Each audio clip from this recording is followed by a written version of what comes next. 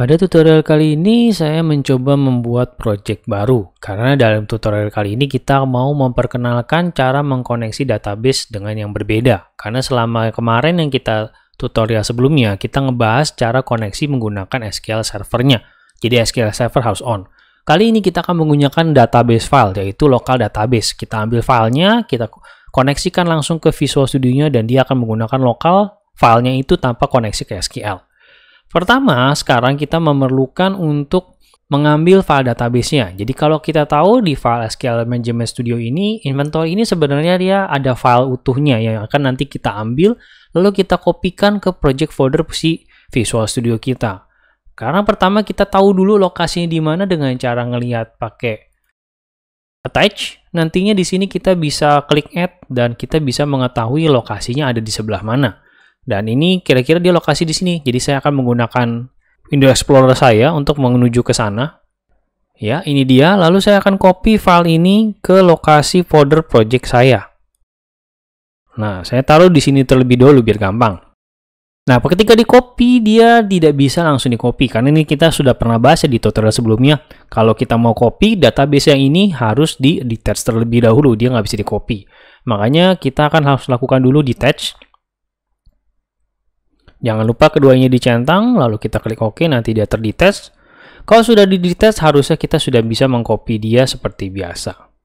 Ya, sudah tercopy. Sekarang tinggal kita arahkan supaya si ini mengkoneksi ke database file tersebut. Pertama, seperti biasa dimulai dengan Server Explorer. Di Server Explorer kita sudah bahas tutorial gimana mengkoneksikan menggunakan koneksi SQL. Kita akan tambahkan koneksi baru karena koneksi ini akan kita berbuat berbeda bukan menggunakan SQL Server Client. Kita ada tombol change di sini. Kalau tombol change nanti diarahkan kita mau menggunakan jenis database yang apa? Access, ODBC, Oracle, dan dua jenis SQL, yaitu SQL Server yang koneksi dan SQL Server yang menggunakan database file. Yang ini kalau kita oke, isinya cuma ada browse. Browse di sini kita tinggal mengarahkan di mana tadi lokasinya berada. Nah, ini dia tadi ya, tinggal kita open. Lalu kita klik OK. Nah, dia muncul error seperti ini.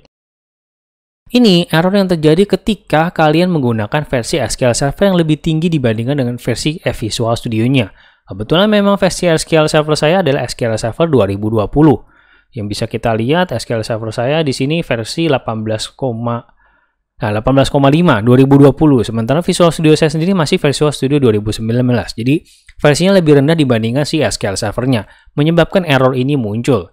Untungnya di sini saya sudah menyiapkan database saya yang versinya memang lebih rendah. Jadi saya akan menggunakan hal tersebut. Jadi buat kalian yang error, mungkin saya akan berikan file database-nya. Ini saya browse aja ke lokasi yang memang saya sudah siapkan. Nah, yang ini bisa di OK, tidak ada masalah karena memang versi SQL Server pada data yang tadi saya itu dia lebih rendah sehingga saya di 2015 dulu.